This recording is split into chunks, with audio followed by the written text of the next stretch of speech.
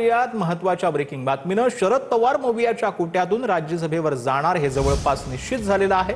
राज्यसभेसाठी पवारांना मोवियातील तिन्ही पक्षांनी पाठिंबा जाहीर केला। सुप्रिया सुळेंनी काँग्रेस आणि ठाकरेंच्या शिवसेनेचे आभार मानलेले आहेत। पवार अर्ज भरण्यासाठी उद्या स्वतः विधान भवनामध्ये जाण्याची शक्यता कमी आहे।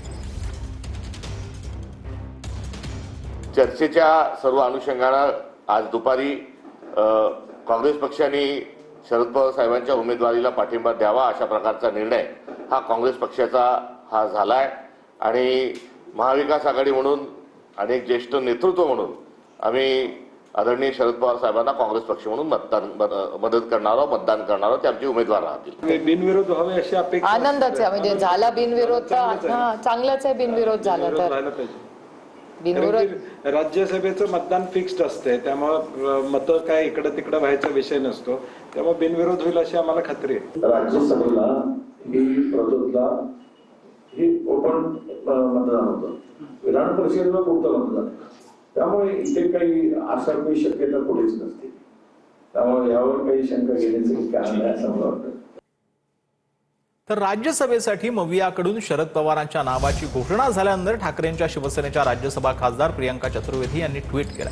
पक्षानं मागील काळामध्ये 6 वर्ष राज्यसभेची संधी दिल्याबाबत त्यांनी आभार मानलेले आहेत।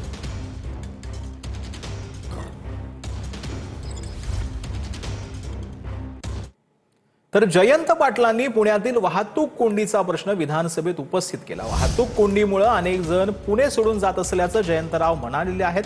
सरकारच्या विकासाचा प्राधान्यक्रम चुकतोय। वीज, पाणी, वाहतूक यावर उपाययोजना न करता केवळ नवीन इमारती बांधणं आणि आयटी हब निर्माण करणं यावरच लक्ष देत आहेत असंही जयंत पाटील यांनी म्हटलेलं आहे। पुणे विद्येचं माहेरघर आहे, आयटीचं हब झाले आणि आता माणसांना घरी जायला 3-3 तास लागायला लागले। घरून ऑफिसला आणि ऑफिसहून घरी यायला काही माणसं 3.5 तास खर्च करतात। माणसं आता पुणे शहर सोडून चालायला लागली। माझी एवढेच ऑब्जेक्शन आहे की सरकारचा प्राधान्यक्रम चुकतोय। वीज, पाणी, वाहतूक याच्यावर आपण उपाययोजना न करता आपण नव्या इमारती बांधणं, नवे आयटी आणि नवीन इंडस्ट्री करणं याच्यावर आपण जास्त भर देतोय आणि त्यामुळं तिथं आधी इकोसिस्टीम तयार करा आणि मग त्याचं मार्केटिंग करा, एवढंच मला या ठिकाणी सांगायचंय। तर गोविंदगिरी महाराजांच्या वक्तव्याचा देहू संस्थानकडून निषेध करण्यात आलाय। गोविंदगिरींच्या वक्तव्यानं वारकरी संप्रदायाच्या भावना दुखावल्याचं जालिंदर महाराज मोरे यांनी म्हटलेलं आहे। संत तुकाराम महाराजांची गाथा हे संकलन असल्याचं वक्तव्य गोविंदगिरी महाराजांनी केलेलं होतं।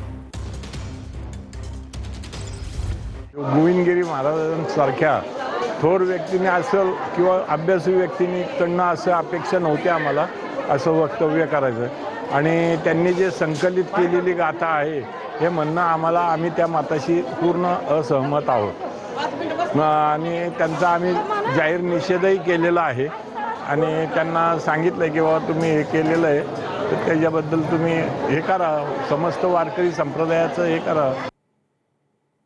तर चंद्रपूरच्या मिथूर या गावातील शेतकरी रोशन कुडे यांना 1 लाखांच्या कर्जापोटी 74 लाख रुपये व्याज भरण्यासाठी शेतजमीन आणि घर विकावं लागलं होतं। तर कर्ज फेडलं नाही म्हणून संबंधित शेतकऱ्याला किडनी विकण्यास भाग पाडलं होतं। या प्रकरणामध्ये शेतकऱ्याची फसवणूक करणाऱ्या आरोपींवरती मोक्का अंतर्गत कठोर कारवाई करावी अशी मागणी ठाकरेंच्या शिवसेनेचे आमदार मिलिंद नार्वेकर यांनी विधान परिषदेत केली। सभापती महोदय, हा शेतकऱ्यांच्या किडनी विकणे याच्याबद्दलचा प्रश्न आहे। हे आता बाकी सगळे ते कागद वगैरे काय दाखवत नाही, मला फक्त एवढंच म्हणायचं हे आरोपी जे पकडतायत ह्याच्यावर मोक्कासारखा आता आपण कायदा करणार का, कारण त्याच्याशिवाय काहीही होणार नाही। तर रायगडच्या पायथ्याशी मनसेचा 20वा वर्धापन दिन साजरा होणार आहे। रायगडमधील सुधागड तालुक्यातील पेंडली गावात महत्त्वपूर्ण बैठक संपन्न झाली। या बैठकीमध्ये वर्धापन दिन सोहळ्याबाबत सविस्तर चर्चा करण्यात आली। कार्यक्रमाची रूपरेषा, कार्यकर्त्यांची जबाबदारी आणि वाहतूक आणि सुरक्षा व्यवस्थेबाबत महत्त्वाचे निर्णय देखील घेण्यात आले।